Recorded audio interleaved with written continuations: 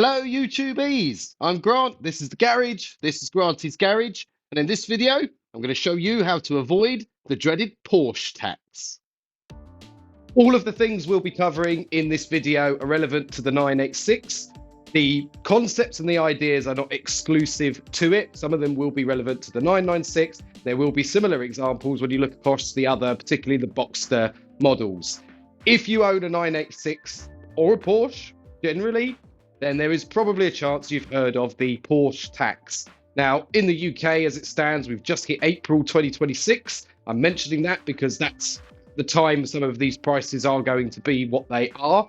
And things are looking pretty dire. Insurance is getting more expensive. The road tax is going up. Petrol is getting to a ridiculous cost at the moment. So we really want to be looking at saving the money that we can. When you buy a Boxster, you're largely doing it because it's an incredible amount of fun to be able to have with quite a small amount of budget. I still maintain this is the best driver's car for the money. You have to spend significantly more to get a better driving experience. Honest opinion, you can gun for me in the comments.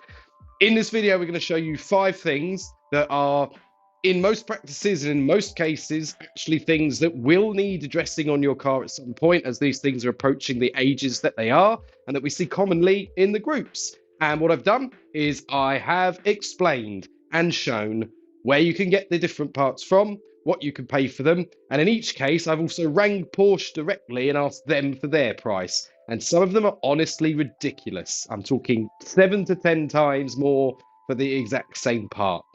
So stick around, we're going to run through these 5 things. You may need to address any of them in the near future, and maybe we'll save you a few quid. Where applicable, I will put the part numbers and the links to the various options in the description below. This won't be for all of them, but it will be for some. Hopefully they stay relevant for long enough and you can thank me later. Part number 1, the ignition switch. Again, with the cars reaching the age that they are, these will tend to fail at some point in the car's life. Believe it or not, that's used almost every time you use the car, if not every time.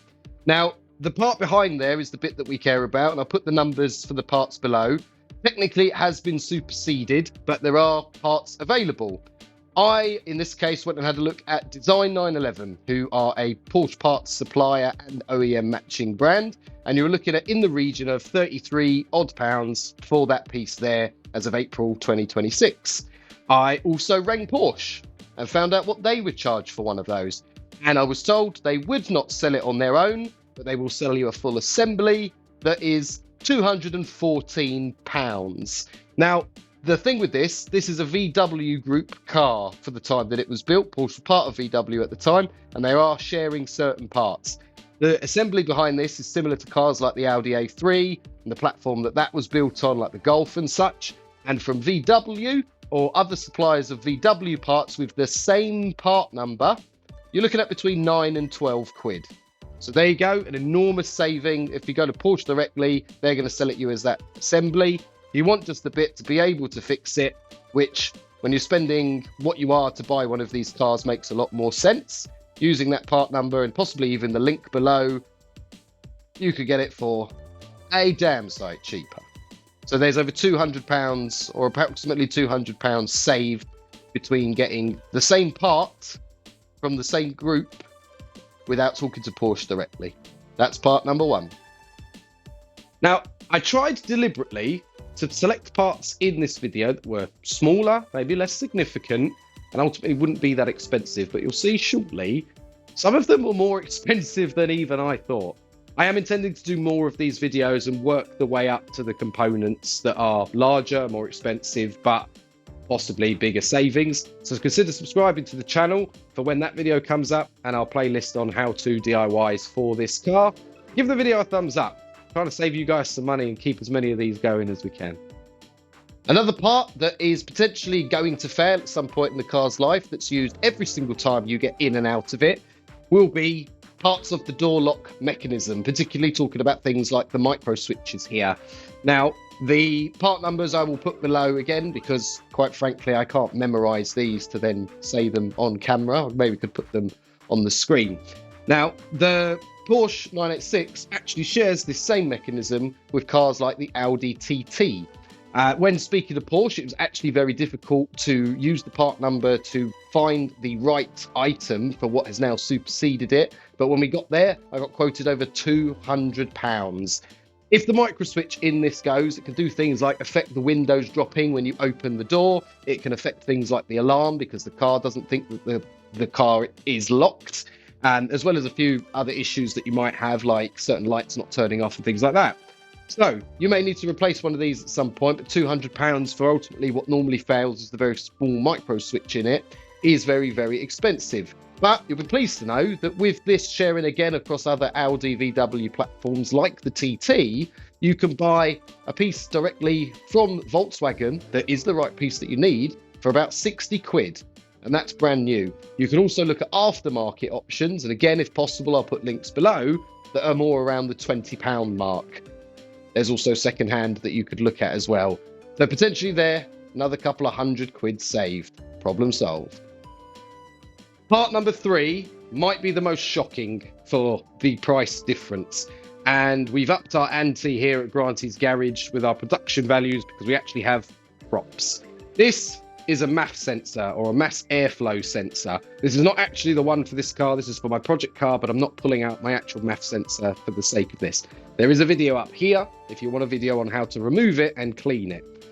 The MAF sensor, if you don't know, is responsible for reading the quality of the air and the mixture, or sort of teaching the ECU what the air coming in looks like so it can provide the right fuel to air mixture and ratios. You may have a problem with yours if you're experiencing things like misfires, and indeed, sometimes you could take them out and clean them. However, a 20-plus-year-old car, you may have come to the point where it needs replacing, or indeed you're chasing a gremlin, and replacing that is the next thing logically on your list to do. Now, there's good news and there's bad news, and it's not bad news if you've watched this video.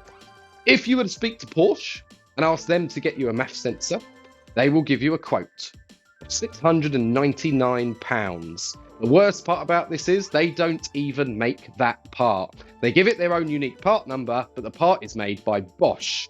If you go to Bosch directly, or indeed Volkswagen or Audi, because this is shared across multiple cars yet again, you're looking at between £70 and £100, depending on where you look. Brand new, exactly the same part, just a different number that Porsche carry on it and hold in their catalogues. The markup difference on that is over £500, £600 in fact. That's a significant amount more. That's a lot of money saved, and the money you've saved there is like almost half a set of very good coilovers. I'd rather know where I'd spend my money. So that is part number 3, the MAF sensor. The next one is a small one, a quick one, very easy to do, and something you should go and check on your car now if you do not know already that you have the latest version. We're going to talk about the coolant cap. Now, this isn't a massive saving in the grand scheme of the amount of money, but percentage-wise, it's nearly 50%. So enough to be included, but also public service announcement almost on what you should be having with this. Go and check the part number of your coolant cap. You may have seen, if you've looked at any of the groups online for these cars, that quite commonly there will be issues with the coolant tank suddenly leaving coolant in a puddle behind your rear right wheel, all of a sudden, very randomly. And a lot of the times it's because the previous cap in any number that ends the part number with a 00, 01, 02 or 03, they have been revised by Porsche, and the one that you want is the one ending 04. Now, specifically, it was revised because of those failure points that was causing an overflow and then the pressure to allow a lot of the coolant out under certain conditions. If you go to Porsche for one of these, you're looking at a shade over £22. But if you go OEM or you go directly to Volkswagen for the same part number, you're looking at £10 to £13. Go and check one of these in your car. And even if you go to Porsche and spend the full blistering £22, you've possibly saved yourself an enormous headache. Make sure your part number is ending 04. The full part number will be in the description below, along with a couple of links. Part number 5, we have another prop. Again, not from this car, but they look pretty similar and they do exactly the same thing. This is a window regulator. If you are having any issues with your window going up and down, and bearing in mind under normal operation on these cars, every time you open the door, the window should be moving at least a little bit to allow the glass to come out from underneath the lip of the roof. These get worn and torn and eventually start to fail. The window regulator is this part here that is a connected wire that ultimately moves the bracket that holds the glass up and down when powered by the motor. These can fray and stretch over time. They're like a steel wire cord, but like a bike brake chain. And you sometimes need to replace these. This exact car, in fact, when I went to buy it, the window wouldn't drop. I knew what it was. I knew what it would cost to fix, and I got more money off the car than it cost me to fix it. Perhaps we'll do a video in the future about how you do it. Not the most difficult DIY job if you're brave enough to have a go. Now, these window regulators from Porsche, there are two part numbers below because you've got one for the front right, one for the front left. I could just say the left and right because there is no back door. But fundamentally, you're looking at £253 for the assembly without the motor. Let me specify that. If you're hearing the motor going and the window is not moving, the regulator is probably your culprit. If you're not hearing the motor, you probably want to investigate the motor. Now, the same parts, if you were to go OEM plus or matching, then you are looking at anywhere between £25 and £60 for one of those. And directly from Volkswagen, if you can find the shared part number, you're looking at approximately £100. So there's a saving of at least £153 there for, again, another part that is likely to fail at some point in the car's life because it's being used every time that door is opening. There's part number 5. So what is the takeaway? There are parts in these cars that are not specifically Porsche parts. Being part of the VW Audi group, there are parts that it shares with other platforms. It was part of the key to them being able to deliver these at the price that they did when they were new. So you can look within the group, sometimes even for exactly the same part number, but just getting it directly from Volkswagen rather than Porsche. Massive savings can be had. Other parts that even have Porsche-specific part numbers are not made by them. The MAF sensor, as an example, a significant saving that's able to be made by just going directly to Bosch or indeed going to Volkswagen, or you could look aftermarket or OEM matching parts. There's a lot to be saved here. When I rang Porsche and I asked the guy for these part numbers and what their prices were, the noises he made when he told me, before he told me what the price of the MAF sensor was, speaks for itself, really. Considering that you could buy a good one of these cars for, say, £6,000 generously there, you don't want to spend 10% of that price just being able to get the MAF sensor so it can read air.